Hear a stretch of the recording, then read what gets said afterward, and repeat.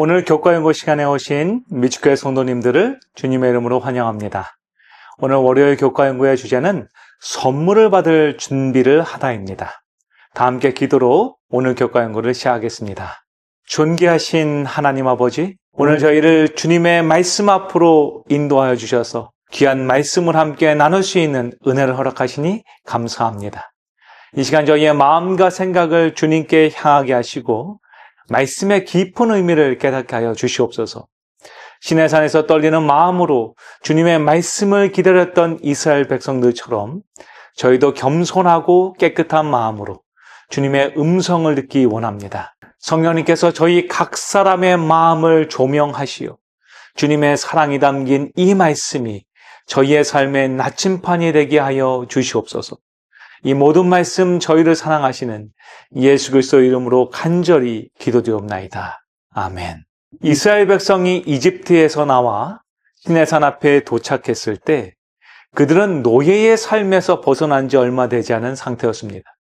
하나님께서는 그들에게 십계명을 주시기로 약속하셨고 그 전에 중요한 준비 과정을 요구하셨습니다. 성경은 그 준비 과정을 이렇게 묘사합니다. 여호와께서 모세에게 이르시되 너는 백성에게로 가서 오늘과 내일 그들을 성결하게 하며 그들의 의복을 빨고 준비하게 하여 셋째 날을 기다리게 하라. 이는 셋째 날에 나 여호와가 온 백성 앞에서 시내산에 강림할 것임이니. 하나님은 백성들에게 성결을 요구하셨습니다. 이것은 단순히 몸을 씻고 옷을 깨끗하게 하는 외적인 정결뿐만이 아니라 마음과 삶을 하나님께 온전히 바치는 내적인 헌신을 의미합니다. 이것은 하나님께서 주실 선물이 얼마나 중요하고 거룩한 것인지를 깨닫게 하는 과정이었습니다. 모세가 시내산에서 백성을 대표하여 하나님과 대면할 때 그는 하나님의 영광을 직접 경험했습니다. 신학자 모티어는 출애굽기 19장 8절부터 15절의 구조를 다음같이 설명하며 당시의 상황을 더 깊이 이해하도록 도와줍니다. 8절은 모세가 백성의 응답을 주님께 보고하기 위해 올라가는 장면이 등장합니다. 그리고 9절에서 주님께서 모세를 통해 백성에게 말씀하시기 위해 내려오실 것을 선언하십니다. 그리고 10절에서는 이 백성들이 이제 성결케 하는 일을 하도록 준비하도록 합니다. 그리고 11절에서는 셋째 날에 주님의 가시적인 강림이 약속되어집니다. 12절과 13절에서는 시내산의 경계를 정하게 되고요. 13절에서는 소집 나팔이 울리면 백성이 산에서 올라올 수 있도록 되어집니다. 그 14절부터 15절은 모세가 백성을 준비시키기 위해서 내려오는 장면이 등장하죠. 이처럼 체계적인 준비 과정은 하나님께서 지금 이스라엘 백성들에게 주실 하나님의 선물이 얼마나 중요하고 거룩한 것이었는지를 강조하고 있는 것이죠. 그래서 출애굽기 19장 16절부터 25절까지에서는 하나님께서 시내산에 임하실 때의 그 장면을 매우 장엄하고 두려운 모습으로 생생하게 묘사합니다. 출애굽기 19장 16절은 그 장면을 이렇게 묘사합니다. 셋째 날 아침에 우레와 번개와 빽빽한 구름이 산 위에 있고 나팔 소리가 매우 크게 들리니 진중에 있는 모든 백성이 다 떨더라. 하나님께서는 천둥, 번개, 그리고 짙은 구름 가운데서 말씀하셨고 이스라엘 백성들은 그 압도적인 현현 앞에 두려워하며 떨었습니다. 하나님께서는 모세를 통해 말씀하신 것이 아니라 직접 이스라엘 백성들에게 말씀을 선포하신 것입니다. 이는 십계명의 권위와 중요성을 극명하게 보여줍니다. 이후 하나님께서는 모세를 산으로 직접 부르셔서 당신의 손가락으로 직접 돌판에 그 10가지 말씀을 새겨주셨습니다. 이는 하나님의 십계명이 인간의 생각이 아닌 하나님의 거룩한 뜻임을 명확하게 보여주고 있는 것이죠. 모세가 받은 첫 번째 돌판은 이스라엘의 금송아지 숭배 때문에 깨어졌지만 하나님께서는 모세에게 다시 돌판을 깎아오라고 명령하신 이후에 그 위에 다시 친히 똑같은 말씀을 기록하셨습니다. 여러분, 이러한 두 번의 기록은 이 십계명의 불변성과 영원한 성격을 강조하고 있는 것입니다. 그런데 저희는 이 장면을 성경에서 읽을 때에 한 가지를 주의해서 읽어야 합니다. 그것은 히브리어 성경은 10계명을 직접적으로 10계명이라고 부르고 있지 않다는 것입니다. 실제로 출애굽기 34장 28절을 읽어보면 성경은 이렇게 말합니다. 모세가 여호와와 함께 40일 40야를 거기에 있으면서 떡도 먹지 아니하였고 물도 마시지 아니하였으며 여호와께서는 언약의 말씀, 그 십계명을 그 판들에 기록하셨더라. 한국어 성경에서는 분명히 10계명이라고 되어 있지만 히브리어 원어 성경을 보면은 여기에는 아세렛 하데바림이라고 표현하고 있습니다. 여기서 아세렛이라는 말의 의미는 십자 10을 의미하고요. 이 하데림은 말씀이라는 다바르의 복수형입니다.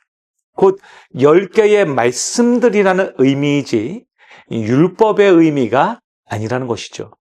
그리고 모세는 신명기 4장 13절에서도 다음같이 말하고 있습니다. 여호와께서 너희에게 그의 언약을 선포하시고 너희에게 지키라 명령하셨으니 곧 십계명이며 두 돌판에 쓰신 것이라. 여기서도 두 돌판에 쓰신 것은 10개의 말씀, 언약을 뜻하는 아세렛 하데림이 사용됩니다. 또한 신명기 4장 13절에서 우리는 분명히 그것은 율법이 아니라 베리토, 즉 언약이었다라는 것을 알게 되죠. 또한 출애굽기 31장 18절은 이렇게 십계명을 설명하고 있습니다. 여호와께서 시내산 위에서 모세에게 이르시기를 마치신 때에 증거판 둘을 모세에게 주시니 이는 돌판이요 하나님이 친히 쓰신 것이더라. 바로 증거판이라는 단어를 사용합니다. 이때 사용된 히브리어 단어는 바로 에두트입니다. 이것의 의미는 증언이라는 뜻이죠. 즉 십계명은 하나님께서 이스라엘 백성들과 맺으신 언약의 증거이며 이스라엘 백성들이 하나님의 백성이라는 사실을 증명하는 증언으로서의 역할을 한다는 것입니다. 이처럼 하나님께서는 우리가 십계명이라고 부르는 하나님의 10개의 말씀, 언약들을 주셨는데 그것은 우리를 구속하기 위한 강제적이고 억압적인 말씀이 아니라 언약의 말씀 또는 증거의 말씀으로 주신 것입니다. 이는 십계명이 단순히 지켜야 할 규칙이 아니라 하나님과 이스라엘 백성 사이에 맺어진 이 언약의 핵심 내용이라는 것을 강조하고 있죠.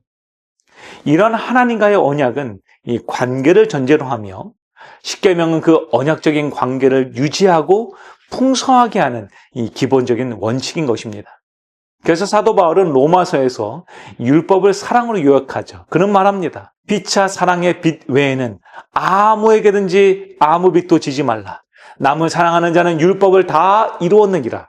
사랑은 율법의 완성이라. 율법의 모든 조항은 궁극적으로 사랑이라는 대원칙에 기초하고 있다는 것입니다. 부조화 선지자는 이렇게 권면합니다. 간결하면서 포괄적이며 권위 있는 십계명은 하나님과 이웃에 대한 사람의 의무를 총망라하고 있으며 모든 조항이 다 근본적인 사랑의 대원칙에 기초를 두고 있다.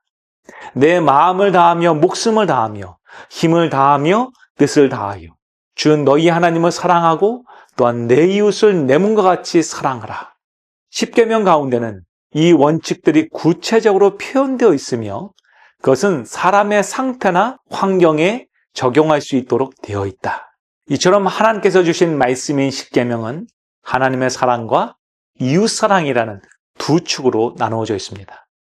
십계명의 첫 번째 네 계명은 하나님에 대한 우리의 사랑을 어떻게 표현해야 하는지를 하나님의 방식으로 구체적으로 가르쳐 주신 것입니다. 그리고 나머지 6개의 계명은 이웃에 대한 우리의 사랑을 어떻게 실천해야 하는지를 보여줍니다. 우리는 이웃을 해치지 않고 그들을 존중하며 거짓말하지 않으면서 하나님께서 우리에게 주신 사랑을 그들과 세상에게 드러내는 것이죠.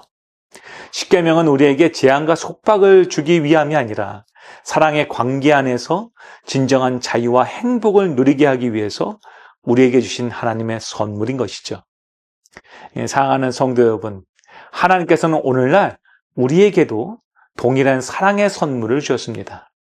그 선물을 받기 위해 우리도 이스라엘 백성들처럼 준비되어야 합니다. 우리의 마음을 깨끗하게 하고 우리의 삶을 온전히 하나님께 헌신하는 것.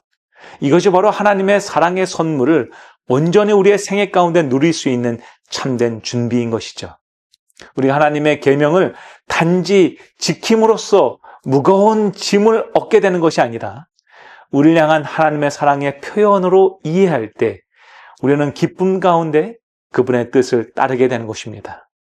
오늘 이 시간 우리 모두가 우리에게 준비된 하나님의 선물인 이 십계명을 통해서 우리와 맺으신 10개의 언약들, 하나님을 사랑하며 이웃을 사랑하는 그런 주님의 참된 자녀들이 되길 소망합니다.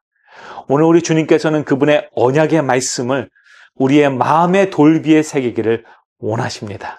우리 모두 그 말씀을 우리의 마음판에 새김으로 말미암아서 하나님을 더욱더 깊이 이해하게 되고 또한 그분의 사랑을 이 세상에 증거하는 하나님의 참된 제자들이 되길 간절히 소망하며 오늘 월요일 교과 연구를 마치겠습니다. 우리와 함께 기도로 교과 연구를 마치겠습니다. 아버지 하나님, 오늘 이 시간 저희에게 하나님의 귀한 선물의 말씀을 주시니 감사합니다.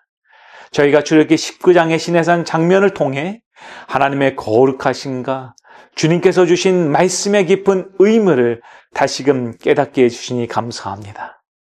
주님, 하나님께서 이스라엘 백성에게 십계명을 주시기 전에 그들에게 성결을 요구하셨던 것처럼 저희 또한 주님의 거룩한 말씀 앞에 서기 전에 우리의 마음과 삶을 정결하게 하기를 원합니다. 저희의 외적인 깨끗함 뿐만 아니라 교만함과 이기심으로 더럽혀진 저희의 마음을 하나님의 성령으로 깨끗하게 하여 주시옵소서.